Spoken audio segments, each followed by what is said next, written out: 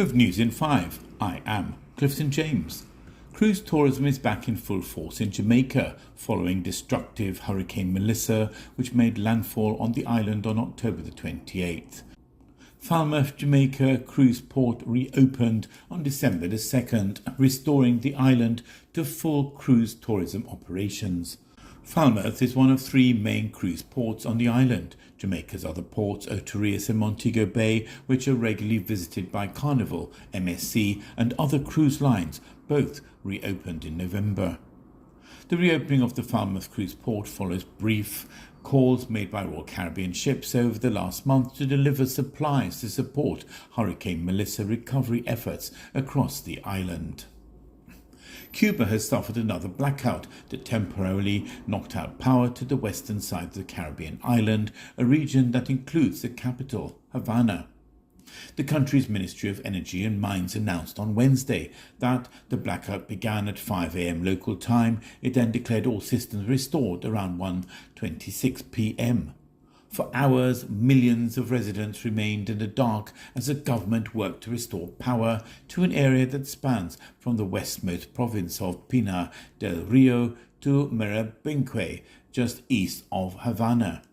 Throughout the morning, officials sought to reassure the public that electricity would soon be restored. Following the power outage in western Cuba, the workers at the Ministry of Energy and Mines immediately began restoring efforts, which are already on the way, Prime Minister Manuel Moreira Cruz wrote on social media. Power outages have been a regular source of consternation in Cuba and a symptom of its crumbling electricity grid. US President Donald Trump launched a verbal attack on Somali immigrants on Tuesday as federal authorities prepared to launch a major immigration crackdown targeting hundreds of undocumented Somalis in the state of Minnesota. In a long rant to reporters, Trump said he did not want Somali immigrants in the United States, claiming that residents of the East African country contributed nothing to the United States while relying on aid. Trump did not provide any evidence to support these claims. The US has paused immigration from at least 19 countries deemed high risk, citing last week's fatal shooting of two National Guard members by an Afghan national.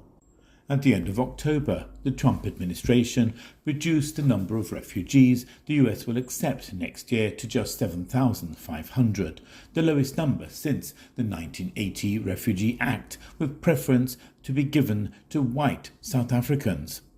You're up to date with News in 5. I am Clifton James.